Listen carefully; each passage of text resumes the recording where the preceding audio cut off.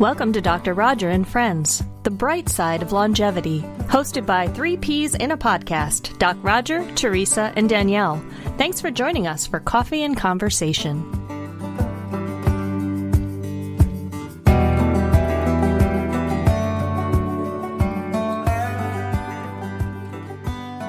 Hi there, I'm Dr. Roger Landry, and this is We're All in This Together. And I'm here because we are, right? I'm here with Teresa and Danielle, happy to be, even though we're thousands of miles apart. We come together like this regularly to share some of the skills that we share on our podcast, which is the bright side of longevity. And those skills we feel are very appropriate for these times. At least we hope they are, and we're doing this in order to just help anyone who's maybe going through some challenging times with COVID-19. Those skills varied from public health to coaching to positive psychology, and this is we enjoy doing this to help at least in some way, although we're all shut in, and like most people. And if we can, we're going to do it. So, and we solicit your questions that you may have, and we'll be happy to answer those questions. So if you just send them to us, and we'll be happy to answer. And one of those had to do with some anger issues. For those of us who live in large families, some people live alone. That's a dynamic that in itself is very stressful and strange. But particularly for those who are with others, are showing signs of irritability, anger, getting a little annoyed with things that otherwise they would have overlooked, and they're concerned about that, and we appreciate it. And I think the 3 of us are all going through it. We had a long conversation before we recorded this, and indeed that is happening. We have lost much of our lives, the social part of our lives, the work part of our lives, the employment part of our lives. And it is natural to, at some point, get some irritability and anger regarding that change. So we're hoping that we can bring a little bit of understanding and some practical tips to deal with it. So let's do that. What do you say? Let's do it. You know, we are not really taught, I don't think, in any point in our development to how to process any negative feeling, and we don't want to feel uncomfortable. That's kind of our primitive brain in action, keeping us safe. So anger is certainly one of those negative emotions that we don't like, that we don't know how to process, and we sort of try to do away with it almost as a knee-jerk reaction without even noticing it. So, right? And we all do this, and there's nothing wrong with it. So you're feeling angry, but then a bag of Doritos later, and you go, what just happened? So we're so quick to do away with it, or maybe you've reacted, you've yelled at someone. So any sort of immediate knee-jerk reaction, and then later we're trying to figure out what happened, and we're angry at ourselves for being angry. So we're stacking anger on top of anger, and sometimes I refer to it, this is gender specific, but as mean girl. The mean girl in your head that's judging you for getting angry is never going to be a part of the solution. Only if we can distance ourselves from that situation and say, what just happened? Why did it happen? And approach that from a place of love.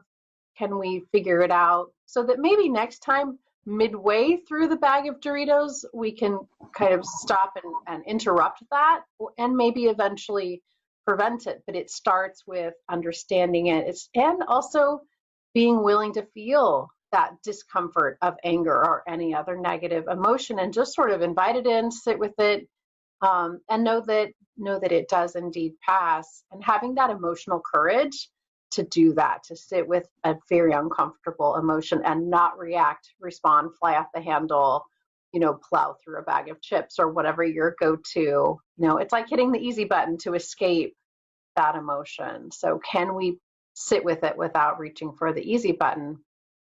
And most often the emotion does diminish when we're willing to sit with it. So just some thoughts there. I know, Danielle, you have some really practical tips for us today. Yeah, thank you. And that's great advice.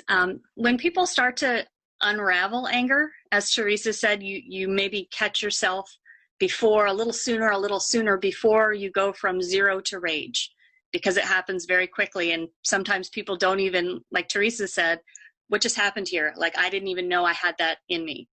So as you do that reflection, you're sitting with the feeling and kind of figuring out what's going on. You might want to look for a few different things. Number one, what are some symptoms that you're feeling? Because maybe if your hands start trembling, you start to feel hot or headachy, you're clenching your jaw. These are all signs that you're getting angry, and you might not even realize you're doing it. And so really paying attention to what's going on in your body, because your body may send you signals before your brain realizes the emotion is there. So that's number one. Number two, notice some triggers. Because for some people, it's the same thing. You know, if you're interrupted, if somebody embarrassed you, if you feel offended in some way, if you think that, you know, maybe you're just overwhelmed by the situation, there's so many things, and you reach your boiling point. So start to notice what sets you off, because when knowing that, you can do some things to curtail it. Some things might include, if you know you're getting angry, just walk away. Do not try to have a rational discussion when you're up here, because it's not going to help anybody. Go exercise. Go, if you need to, talk to a therapist. Just walk away and take a break. And the biggest thing, you know I'm going to say it, is take a few deep breaths to kind of bring yourself back to center. I do want to mention, we don't want to minimize the fact that with people being in quarantine, domestic violence across the globe has escalated. So we've got, if you look at your screen, some resources, particularly in the US, that you can find if you are in a situation and you need help.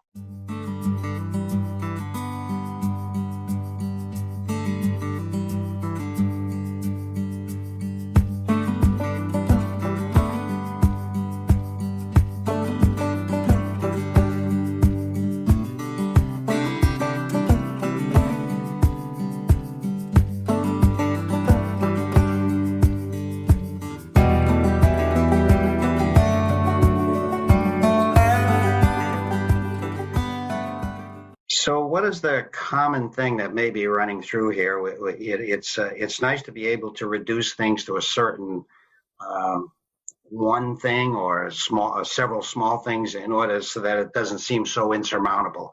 And I think many of us are talking about grief here, because we're all losing something in some way. Certainly our normal lives, certainly close contact with many people, work, a feeling of accomplishing something during the day for many of us, and that's associated with grief. You may not be experiencing it right now as grief as we usually understand it, with tears and that sort of thing, but it is losses that are in all of our lives, but people experience them in different ways.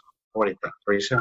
Absolutely. And in some cases, you know, people are grieving the loss of a loved one, maybe from this virus, but maybe it's also just a loss of a loved one that happened for another reason and recently. And I think everyone probably needs a hug. Maybe you lost your free time that you used to have. It seems like people are either extremely busy or extremely not busy, and not much in between. So there are a lot of losses. Canceled weddings, graduations not happening, things that can't really be do-overs. Those are significant losses too. So many people dealing with loss. And I often say there's no such thing as the grief Olympics, though, right? Comparing grief, there are no gold medals in grief. So it's I think a little bit tempting to be comparing my losses versus your losses and wanting to get the gold medal, that my losses are bigger than your losses. And that just doesn't serve anybody. Everyone's grieving something, and there's, you know, complete waste of time and energy and brain power to judge someone else's grief as compared to your own. So my sense is we're all grieving something, and it's all okay. So that's a really good point, Teresa, because, you know, compounded with our grief is our guilt that our grief isn't good enough. Like, oh, I lost a vacation, but they lost a person. I feel bad that, I shouldn't feel this way. So it's acknowledging that all of our feelings are valid. It's great to have awareness that we are all suffering and it's not just you, but that doesn't mean that your grief is not valid. And one of the things that I like to recommend to people when they're feeling grief is not to run from it and also not to wallow and let it cycle and cycle. So a good middle ground for me that I'm going to offer today is a very brief meditation that you can do. We're not going to do it today, but I'll talk you through it. And so it's just putting your hand on your heart. And some people put their hand on their belly and they'll close their eyes and they'll just check in and think, okay, what am I feeling? I'm grieving. What am I grieving over? And just sit with that feeling for about a minute. And as you do that, you start to notice a little bit of a shift. So you start to draw your awareness to your breathing. You might notice your chest kind of rise and fall. You might notice comfort. To me, it's like I'm giving myself a hug. So if you can't touch somebody, but you put your hand on your heart, it's very comforting.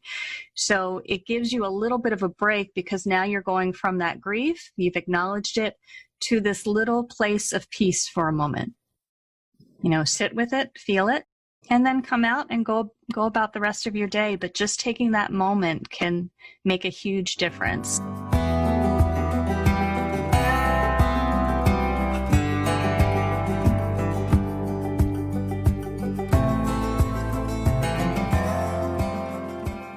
Well, we're in a period now where it doesn't matter how old you are, but everyone is experiencing loss. And that loss can be devastating. I mean, we have the loss of life. We have the loss of jobs.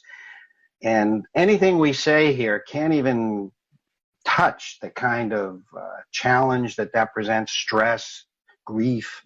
And so we don't want to minimize those things. But talking about other things that people, they're losing some of their freedoms and their security, their favorite pastimes, their control.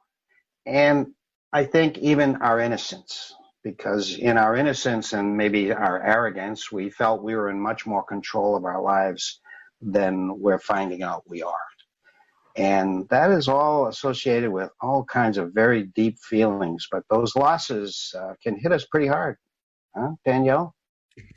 Yeah. So, and a lot of times people don't necessarily realize that they're going through grief and loss, right? Because this is so different and it's not easily recognizable. So just as kind of a test to anybody listening, in the last 24 hours, have you experienced any or some of the following?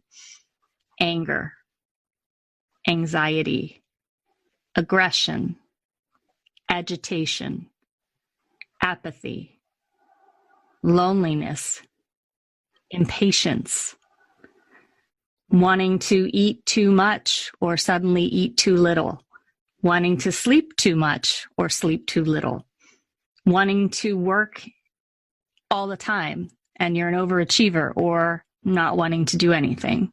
Well, these are all signs that you're going through some type of grief, and it's normal. We're all feeling it to varying degrees. So just a couple of tools that I would like to offer. First, today we are airing the Doc Roger and Friends episode with psychotherapist Jane Parker, and she's phenomenal, and she gives some really good coping tools. She talks a little bit more about anxiety, depression, and PTSD. And she also is forward thinking about some of the things that we can not only do now, but take with us in the future and use it as kind of a learning opportunity. So I highly encourage you. I will make sure there's a link in this video. And second, the last time we spoke about grief, I mentioned a breathing meditation. Well, I've since recorded it, and I will also include a link. So there's a script and the meditation if you'd like to try it yourself. And then last, if you find that you're crying all the time, you're totally withdrawing, that you really are not functioning well, there's a crisistextline.org, and that will connect you with a crisis counselor. So please, if you're at the state of, I can't take it anymore, know that there are resources there to help you. Good advice, Danielle. There's certainly so much grief, and we may not recognize what we're dealing with as grief, or maybe we do. Grief is such an interesting thing. It alone is isolating. for many people. So we're physical distancing, and so many people are feeling isolated, and that could be due in part to just the grief of grieving all these losses that we're experiencing. I'm a life coach, and I focus on widows, and one thing I've learned is that with grief, there's the feelings that come with the territory that are normal for us to experience, but we can also manufacture even more suffering on top of that if we are not kind to ourselves, and so many of us are not. So be careful, listen into your thoughts, and make sure that you're not beating yourself up, judging yourself, just being unkind to yourself. Make sure that everything you say to yourself is exactly the same level of kindness that you would say to a good friend. Often the answer to that is no. So be very careful there. And would suggest that you do the things that you know are good for you. So taking really good care of yourself during this time. That won't help with the feelings that come with this territory that are unprecedented for all of us, but it will help with any additional suffering that you might be experiencing, which all of it's normal. All of it's normal. Well, more great advice. There's going to be a new normal when this is all over. There's no way we're going back to our lives the way they were.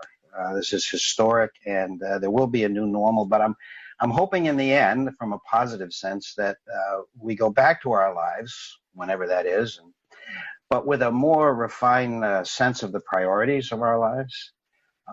We see that, all things change. The Maasai tribe in Africa, East Africa, all things change is a very fundamental thing of their culture, and as it is with the Buddhists and others. And to the extent that you try to resist change or think that change doesn't happen, well, you suffer for that.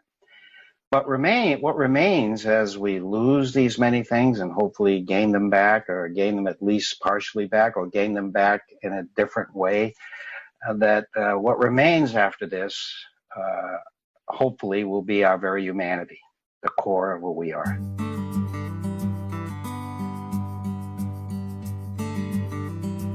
You've been listening to Dr. Roger and Friends, The Bright Side of Longevity. If you like the show, please rate and review, and be sure to click to follow.